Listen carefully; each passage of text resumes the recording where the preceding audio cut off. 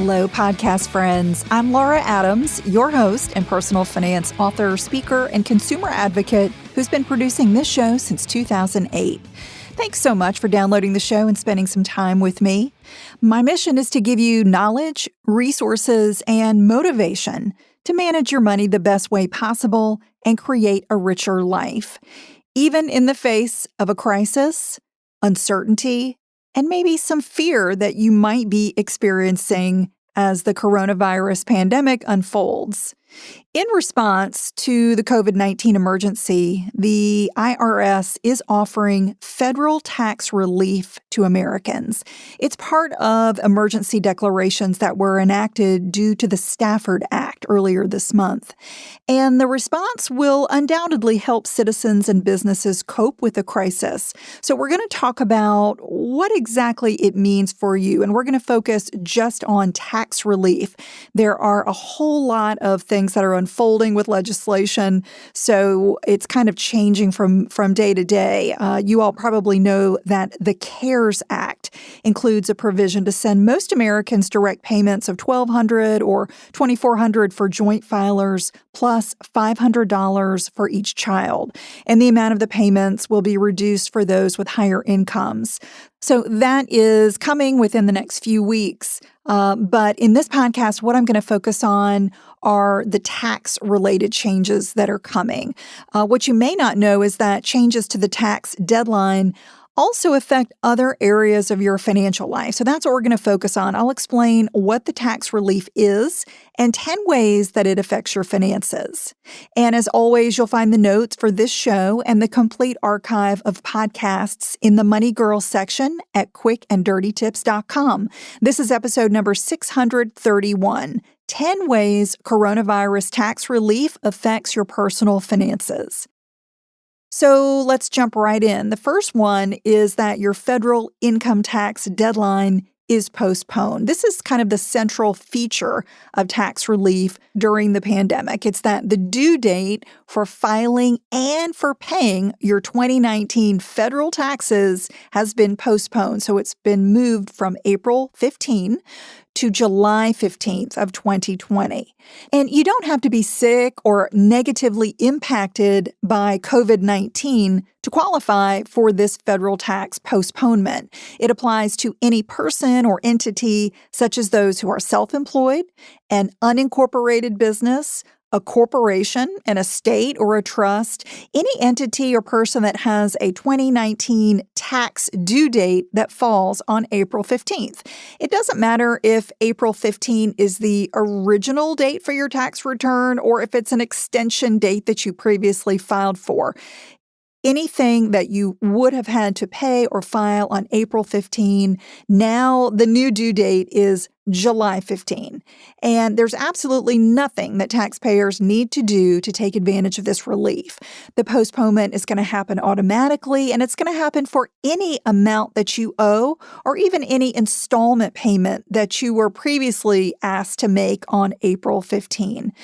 And of course, many Americans are expecting a tax refund on April 15. So if you overpay taxes during the year, the IRS settles up with you during the tax season by issuing you a refund.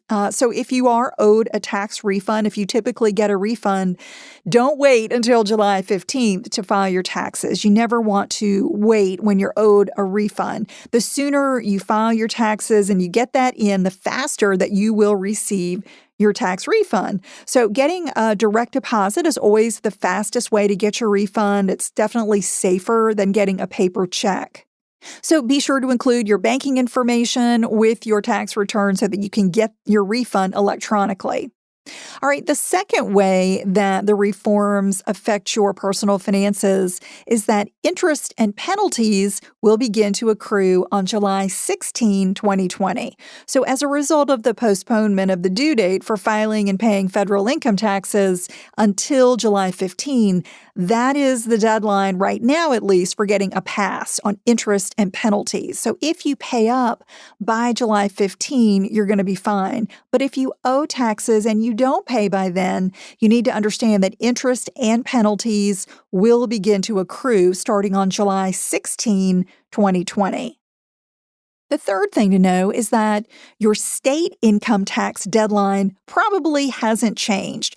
Now, this is going to depend on where you live. You may not have to pay state income taxes, and in most cases, they have not been postponed. However, some states are looking at this, and I think even New York may have gone ahead and changed their deadline. So check with your state to make sure you understand what your state deadlines are. So it's possible that states affected the most by coronavirus could enact relief measures of their own. And there are 7 states that do not charge income tax. And those include Alaska, Florida, Nevada, South Dakota, Texas, Washington, and Wyoming. And in New Hampshire and Tennessee, they don't tax earned income, but they do tax your investment income. So if you've been living in any of these states for a while, you're aware of what you have to pay and what you don't have to pay. But just be aware that in some cases, there may be some legislation changing and they may postpone the due date at the state level as well. And if you live in any of the remaining 41 states, plan on filing and paying your state taxes as usual unless you hear otherwise. You want to check with your state's tax agency or maybe the Department of Revenue to learn more and stay up to date. And the fourth thing to know about tax legislation is that you can still file a tax extension. So let's say that July 15 rolls around, but you still need more time to file and pay your taxes. Individuals and businesses can request an automatic extension to delay filing federal taxes, just like normal. However, this does not give you more time to pay what you owe, only more time to submit your tax form. And to get a federal extension, individuals must submit Form 4868. You can get that at irs.gov or using tax software or even through your tax professional. Again, you've got to file that extension request before the July 15 deadline. And if you're an incorporated business, look at Form 7004 for your extension. And an extension is going to give you until October 15 to file your 2019 tax return. But again, to avoid any interest and penalties on any taxes that you owe, you still need to pay an amount that you estimate you owe with your extension request by July 15. And if you need a state filing extension, check with your state's tax agency to see what's possible. All right, the fifth thing to know about legislation is that taxes you already paid can be canceled. So let's say you're ahead of the game. You've already filed your 2019 taxes. You've already scheduled a payment to occur on April 15. If you do not want to make that payment until July 15, you want to kind of save that money for a few extra months, you've got options. So if you don't want your payment to go through to the IRS, you can reschedule it or cancel it until 2 business days before your scheduled payment date. So in other words, April 10th would be the last day to make a tax payment change. However, I wouldn't wait until the last minute if you do plan to reverse that payment or to modify it. And to make a change, you just visit the tax payment portal you initially used and then follow the instructions, or go back to your tax professional if you're using an accountant. If you authorized an electronic funds withdrawal from your bank account, contact a United States Treasury financial agent, and they are at 888-353-4537. You're going to need to contact them directly to request a cancellation if that's already in motion. And if you scheduled a tax payment using a credit card, contact the issuer to cancel that pending card payment. Okay, the sixth way that the legislation will change your personal finances is that only one estimated tax deadline for businesses is postponed. So most businesses make estimated tax payments each quarter. For 2020, the schedule will be paying your first quarter estimated taxes. That will be due on July 15. So it was originally due mid-April. Now that one is due on July 15.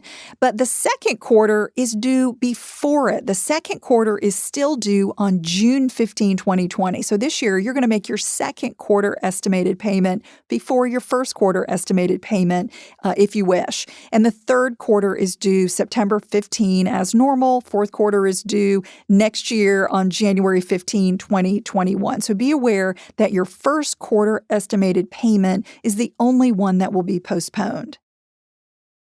The seventh thing to know is that Other tax filing deadlines have not been postponed. So, what about information returns that must be filed by certain types of businesses or taxes that are due on other due dates, such as May 15 or June 15?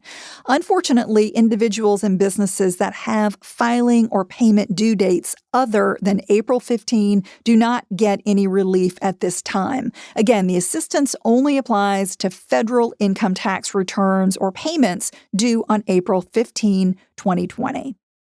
And number 8, relief does not apply to other types of taxes. So let's say you or your business owe other types of taxes, other types than income tax. Maybe your business owes sales tax or excise tax. Maybe you owe payroll tax for employees, or you owe gift tax or estate tax as an individual. In those cases, you must still file and pay them as usual. Number 9, you have more time to make retirement contributions. So you typically have until April 15th to make retirement contributions to a traditional IRA, a Roth IRA, even a SEP IRA for the prior year. Now, because the tax filing date is postponed to July 15, you can make all of those contributions for 2019 at any time until July 15th. However, for most workplace retirement plans, so if you're contributing to a 401k or a 403b, those deadlines correspond to the calendar year. So December 31st of 2019 was the last day to make those contributions for 2019. But again, if you've got an IRA, like a traditional IRA, a Roth IRA, a SEP IRA, if you're self-employed, those contributions can now be made up to July 15 for last year. So that gives you a little bit more time to max out your plan for the prior year.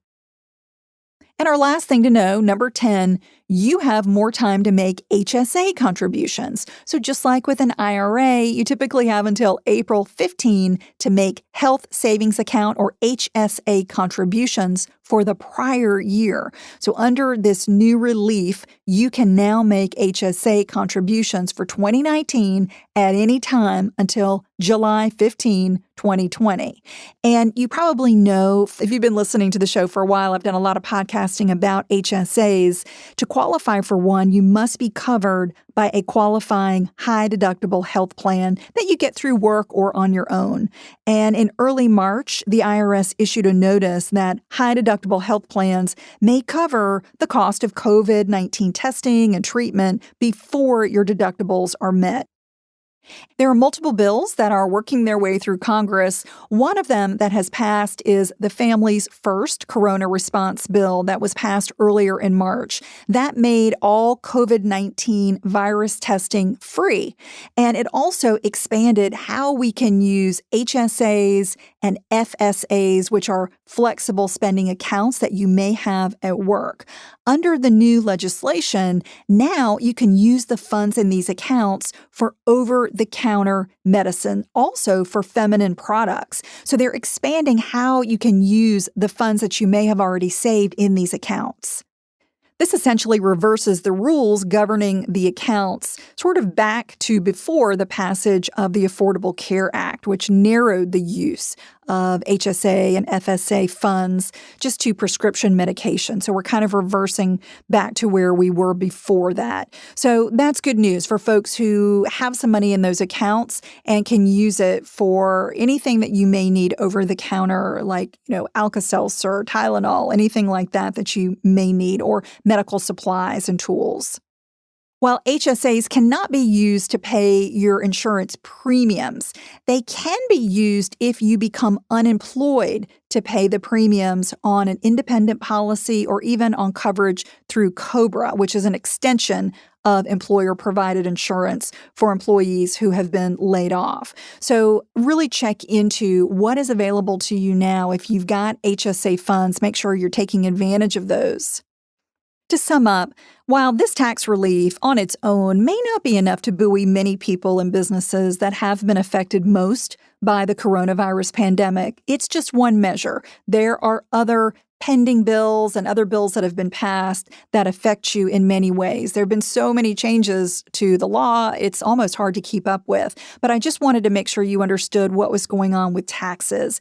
And there is broader fiscal relief that's been enacted to minimize the economic impact of this ongoing health crisis. And I'm going to keep you up to date as we know more about all of those changes. So that's all for now. Stay healthy, and I'll talk to you next week. Until then, here's to living a richer life. Money Girl is produced by the audio wizard Steve Rickyberg with editorial support from Karen Hertzberg. If you've been enjoying the podcast, please rate and review it on Apple Podcasts. New episodes are released every Wednesday, and when you're subscribed to the show, you will automatically get them. So be sure to hit the subscribe button in the Apple Podcast app or wherever you listen. You might also like the backlist episodes and show notes that are always available at quickanddirtytips.com.